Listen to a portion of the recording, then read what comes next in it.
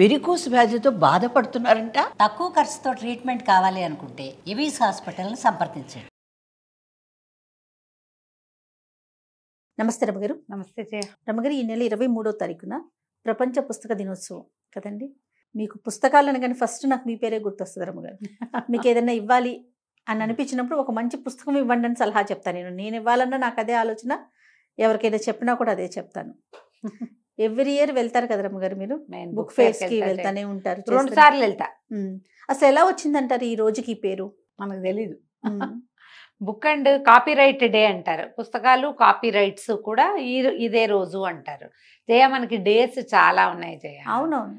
మనం mothers day, fathers day, sisters day కూడా ఉంది. Sisters day, brothers day, okay, lovers day ఎలాగో ఉంది, ఫ్రెండ్షిప్ డే ఒకటి ఉంది, డాటర్స్, వరల్డ్ డాటర్స్ డే మన ఎవరో చెప్పారు. అవునవును, డాటర్ల డే కూడా ఉంది. అలాగే పుస్తక డే. నేను ప్రతిసారి చెప్పినట్టే books day, women day, women's day ఎలాగా సంవత్సరానికి ఒక రోజు కుదరదో పుస్తకానికి కూడా ఒక రోజు కుదరదు జయ. పుస్తకం ప్రతిరోజు ఉండాలి మన జీవితంలో. మనకి జ్ఞానము విజ్ఞానము లేకపోతే మన జీవితమే లేదు కదా. ఈ జ్ఞానం విజ్ఞానం ఎక్కడి నుంచి వచ్చినాయి? పుస్తకాల్లో నుంచి మన మస్తకాల్లోకి వస్తాయి. పుస్తకం లేనిదే కుదరదు కదా. అంతేగా. ఇది వరకు ఈ ప్రింట్ మీడియా ఇంత లేనప్పుడు, ఈ ప్రింటింగ్ వ్యవహారం లేనప్పుడు పుస్తకాలు బహు తక్కువ ఉండేవి. మాన్యుస్క్రిప్ట్స్ అంటాం కదా, చేతి రాతల పుస్తకాలు. ఇప్పుడు ఎందుకు మనం ఏనుగుల వీరాస్వామి గారి కాశీయాత్ర పుస్తకం చదువుకున్నామా, చెప్పుకున్నాం దాని గురించి. కాశీయాత్ర పుస్తకం ఎలా వచ్చింది? ఆయన అంతా చేత్తో రాసి ఆ రాసిన పుస్తకాన్ని ఎక్కడికో పంపించి అది ప్రింట్ చేయడానికి ఎంత సమయమో పట్టింది. మొత్తంతా చేత్తో రాసేవాళ్ళు. ఆ రాసే నాటికి ఏదో కాగితము కలము అని వచ్చినాయి. కాగితాలు కలాల ముందు మన వాళ్ళు ఏం చేసేవాళ్ళు? తాళపత్రాలు ఉండేవి, తాళపత్ర గ్రంథాలు ఉండేవి కదా.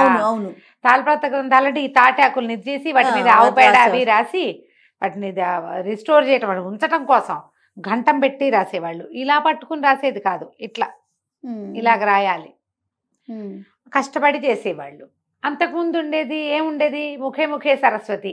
ముఖం నుంచే నేను నీకు చెప్తే నువ్వు ఇంకొకళ్ళకి చెప్పి అట్లా గురువుల దగ్గర నుంచి శిష్యులకి, వాళ్ళ దగ్గర నుంచి తర్వాత ప్రశిష్యులకి, శిష్య ప్రశిష్య వర్గానికి అట్లా మౌత్ టు మౌతే వెళ్ళేది.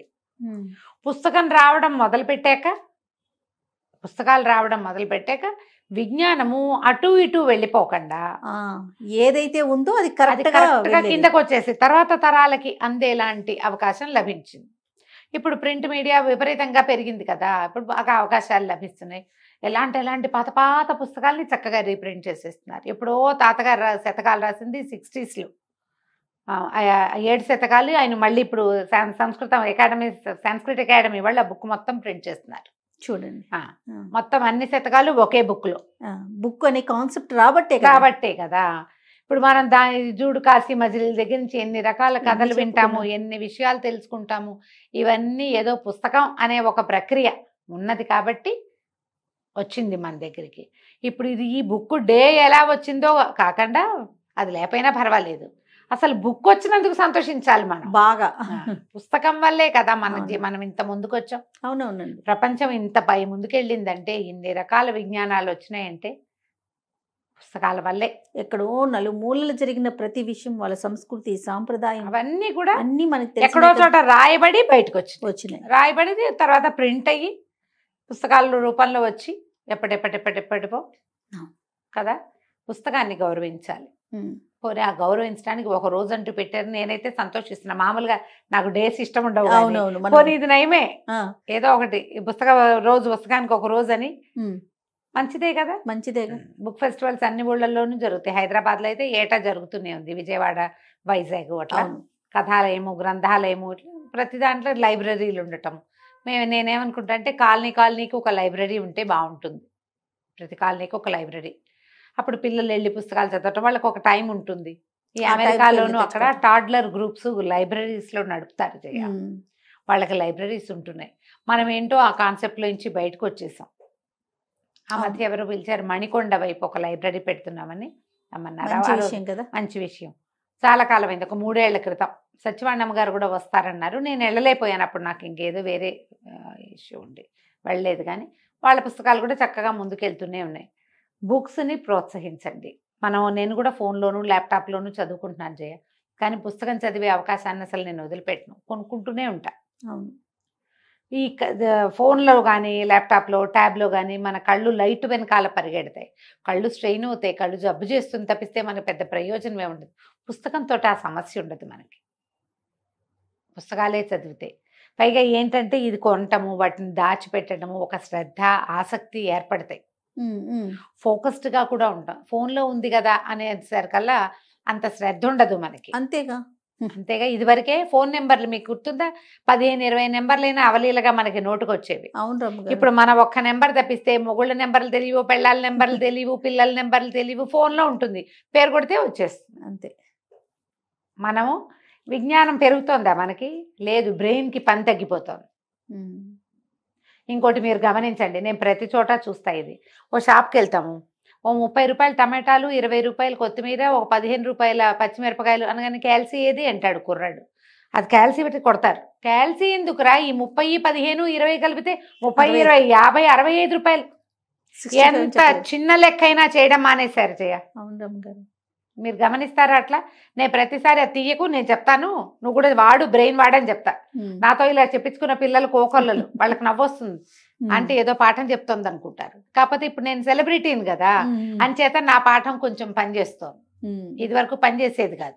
పర్వాలేదండి, మాకు ఇలాగే అలవాటు అంటాడు ఒక్కొక్కడు. నీకెందుకు లాంటి డైలాగ్ ఉంటుంది వాడి మాట వెనకాల. ఒరే, నీ బ్రెయిన్ పాడైపోతోందిరా నాయన, చిన్న లెక్క కూడా నువ్వు చేయటం లేదు, కష్టం కదా. మీరు ఇలాగే పుస్తకాలు కనుక వదిలేసి ఫోన్లు, ట్యాబులు, కంప్యూటర్ల మీద పడ్డారంటే మీ బ్రెయిన్ చాలా మర్చిపోతుంది, అయిపోతుంది, చాలా మర్చిపోతుంది. మీరు పూర్తిగా దానికి అంకితం అయిపోతారు. దానికి రేపొద్దున ఏదైనా ప్రాబ్లం వచ్చిందంటే ఇది పని చేయదు, బ్రెయిన్ పని చేయదు. పుస్తకాలు కొనండి, పిల్లలకి పుస్తకాలు కొని పెట్టండి, బుక్ రీడింగ్ ప్రాక్టీస్ చేయించండి. మీరు కూడా పుస్తకాలు చదవండి. ఎవరికైనా గిఫ్ట్లు, రిటర్న్ గిఫ్ట్లు మొక్కలు ఇవ్వండి అని చెప్తామా, పుస్తకాలు శుభ్రంగా బుక్స్ ఇవ్వండి తప్పకుండా. నేను కూడా ఎవరైనా పెద్దవాళ్ళని కలిస్తే ఓ సుందరకాండో ఏమైనా పట్టుకెళ్ళి ఇస్తాను చేయ. ఓకే, చదువుకుంటారు మెల్లిగా. వాళ్ళ ఇంట్లో చేరతాయి అనుకో, చదువుతారో చదవరో కానీ మనం ఇచ్చామనైనా చదువుతారు కదా అనిపిస్తుంది. పిల్లలకి ఏడాది లోపల నుంచి బుక్ రీడింగ్ ప్రాక్టీస్ చేయించండి. దగ్గర కూర్చోబెట్టుకుని మీ పిల్లలతో క్వాలిటీ టైంని మీరు గడపాలంటే బుక్ రీడింగ్ ఒక ప్రాక్టీస్ కింద ఉంచండి. చక్కగా కథలు చదవండి. నా కథలు వినిపించద్దు అని నేను అన్ను, నా కథలు వినిపించండి, కానీ మీరు కూడా చదవండి వాళ్ళతో పాటు. చదవటానికి ఎంకరేజ్ చేయండి. బుక్ రీడింగ్ ప్రాక్టీస్ ఉన్న పిల్లలకి విషయాల సేకరణ చాలా సులువు అవుతుంది. అవును, మంచి ప్రాక్టీస్.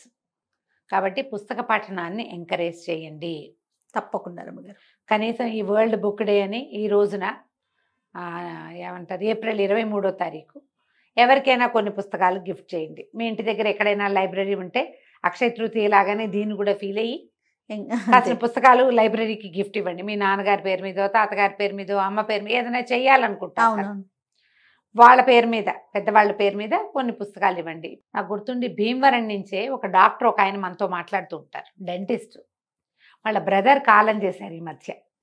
అతను వాళ్ళ ఆ తమ్ముడి పేరు మీద పెద్ద లైబ్రరీ నెలకొల్పే ఐడియాలో ఉన్నారు. సూపర్.